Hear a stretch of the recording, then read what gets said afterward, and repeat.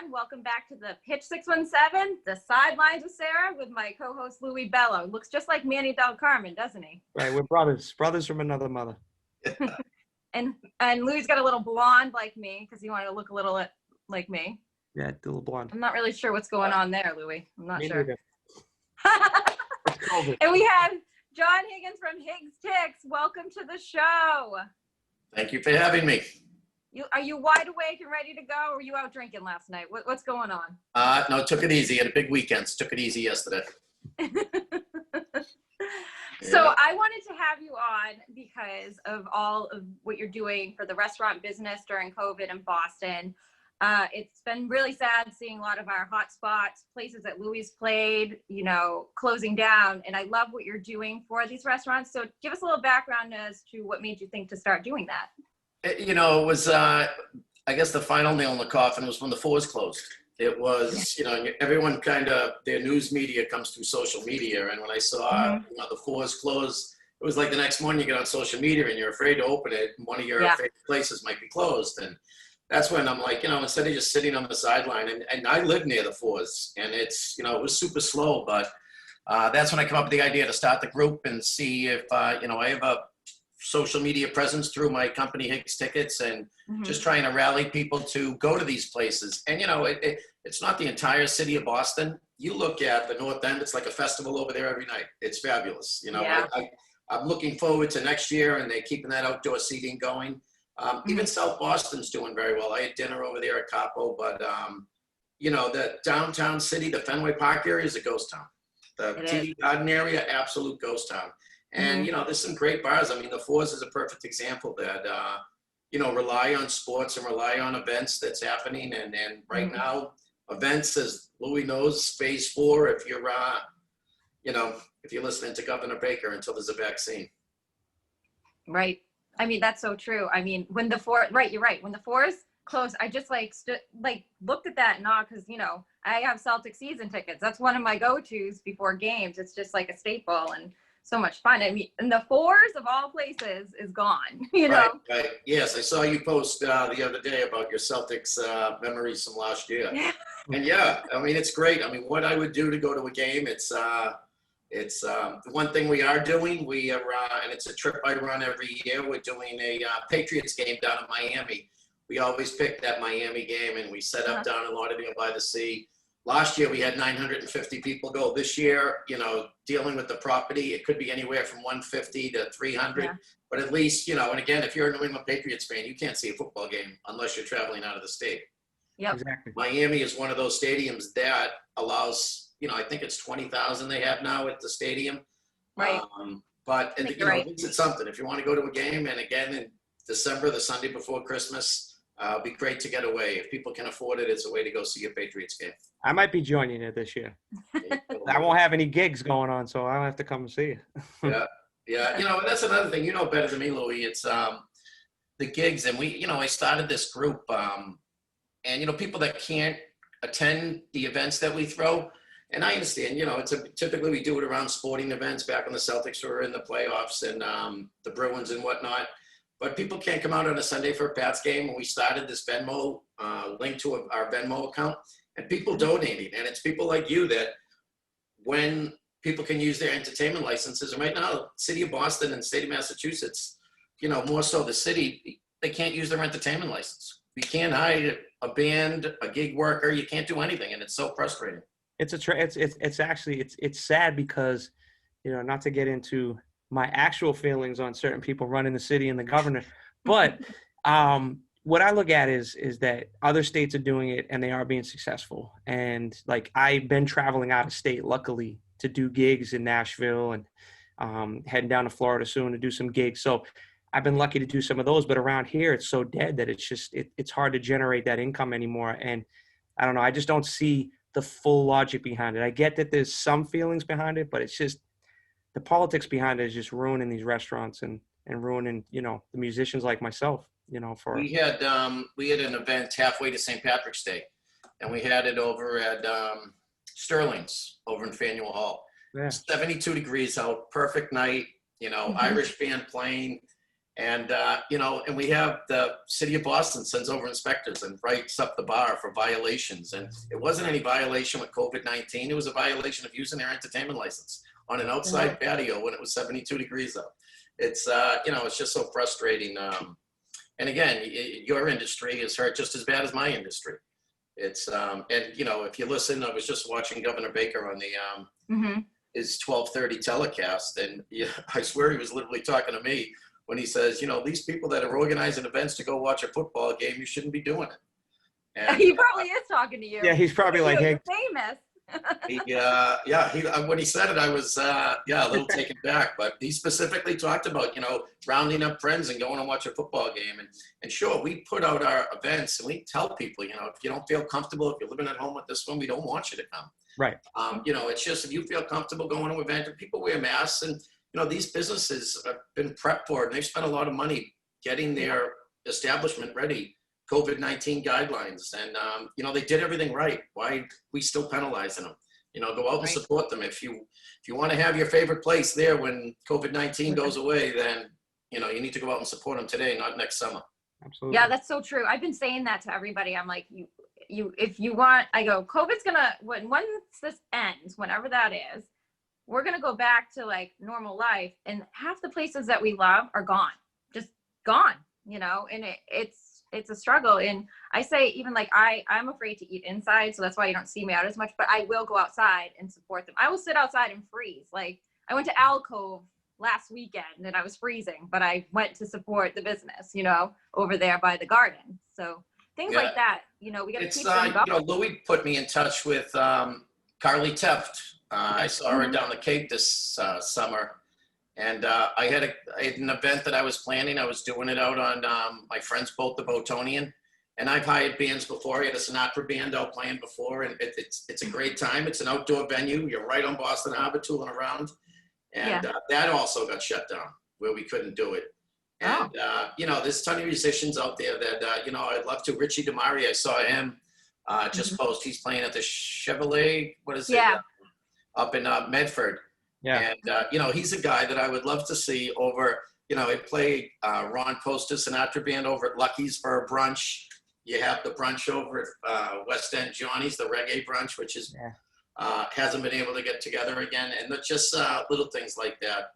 And I'm looking forward to it. I mean, like I say, we had that Venmo account set up and we had donations. It was funny. I had one guy donate 5 different times to the account. And, so we have funds and, I'm dying to use them to hire the people like Louie or Carly and all these other bands. But until, the city of Boston allows people to use their entertainment licenses, which, I get a kick out of it. They waived their entertainment license fees for this year for the city of Boston. And it's like, you're not even allowing them to use it anyway.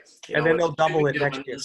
Is waiving the fee for their liquor license this year, which some places it can be $2,000 to $5,000. Right. That's really expensive. 100%. No, the work you're doing though is great.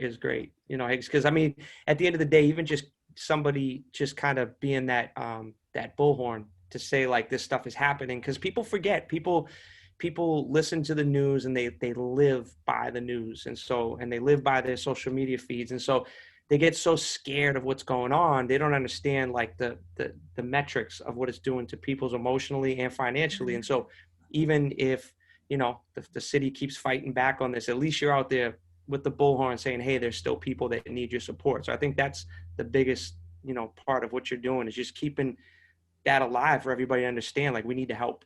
Yeah, I mean, people don't even realize. I mean, they just think that the Boston, and you see, if you have friends that go for dinner in the city of Boston, most likely they're going to the North End. Right. They might go and meet friends over in Southie. I mean, there was a line to get a table at Lincoln and Copper, which I think is amazing. And it was like a Thursday night. It was nothing crazy. But then you look at other restaurants, like I say, down in the North End, or even the South End has a somewhat good following for their neighborhood bars. But you go to Fenway Park and you come down here and it is an absolute ghost town.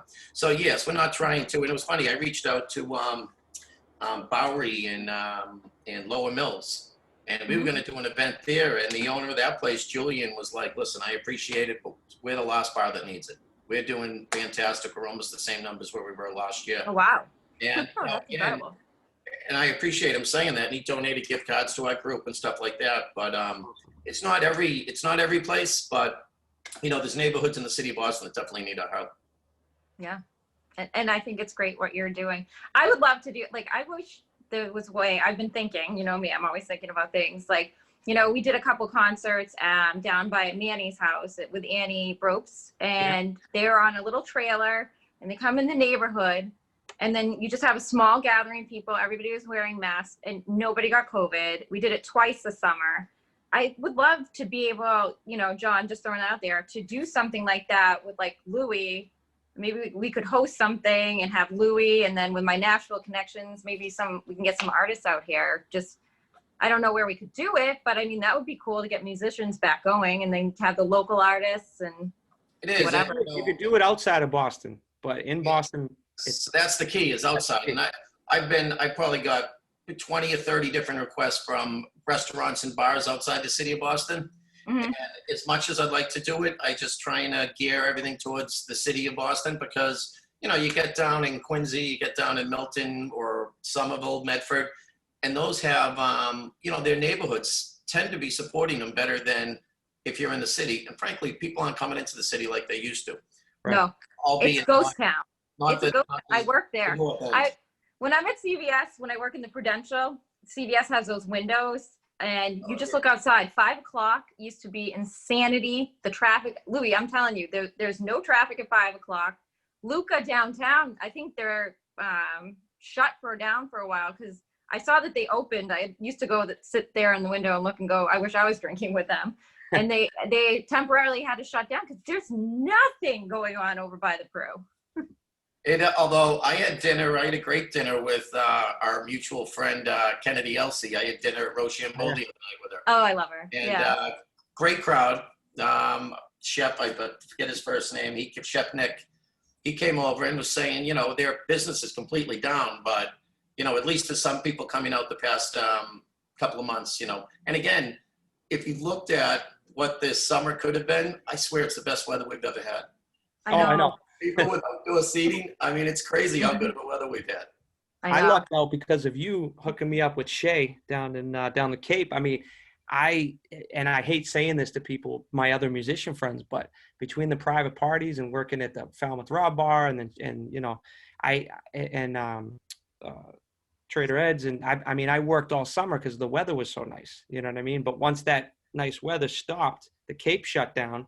Yeah. And then you have to go back to Boston, where you run into the same problems, and you're like. A funny story. We talk about John Shea and Trader Ed's. He still, every time I talk to him, he's like, as if I set him up with like some girlfriend of his. He goes, introduction with Louie Bello. He goes, great summer, fantastic. It was awesome. Showing his bar, he didn't even open until June, which I believe is the first time restaurants could open. Yeah. And he had the best summer he's ever had.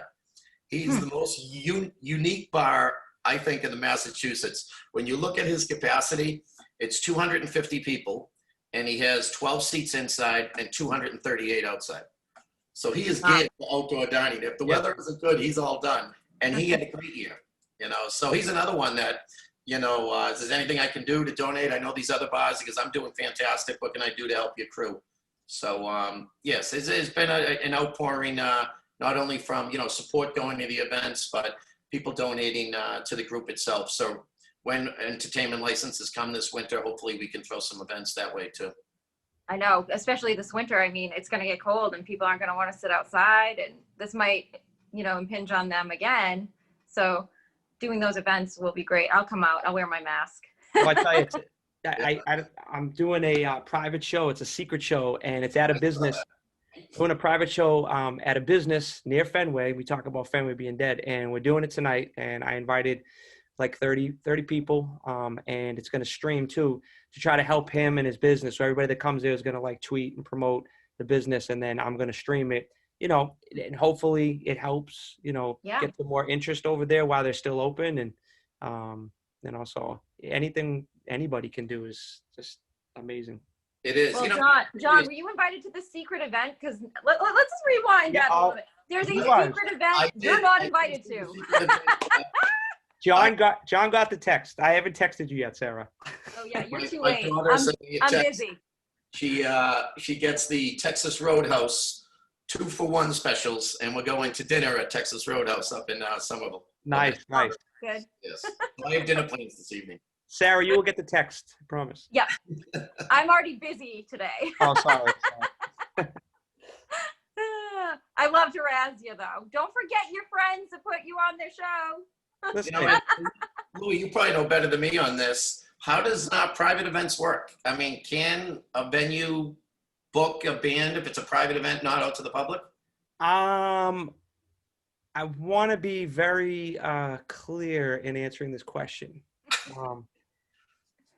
Putting you on the spot here. I just want to see, put me on the spot. I just want to say, put it this way, John. There's a lot of people trying to help keep musicians working and keep business coming in, and they're doing what they need to do to make that work. So I'll put it that way. I can't really say what the rules are or what they're not, but just, there is an underground, contingent of people that are still, trying to help us out and just do what we got to do to make these things work. So, and they're safe, they're safe but, they may not technically be legal in the new days, but that's what, and I've had a couple of venues that said to me, let's do a private event, we'll shut it off from the public. And, I fully anticipate doing a Sinatra Supper Club dinner. Yeah. With Ron Poster's band, which I haven't seen. I've hired him a few times. Okay. But again, everyone's hesitant, and especially when you watch these press conferences and they're putting 1-800 numbers up to turn in your neighbor, and if someone's having a concert in their backyard or something, call the hotline and we'll send the crew over. I was waiting for that to happen this summer. We got away with it. We had one this summer. I did probably about 20 concerts this summer.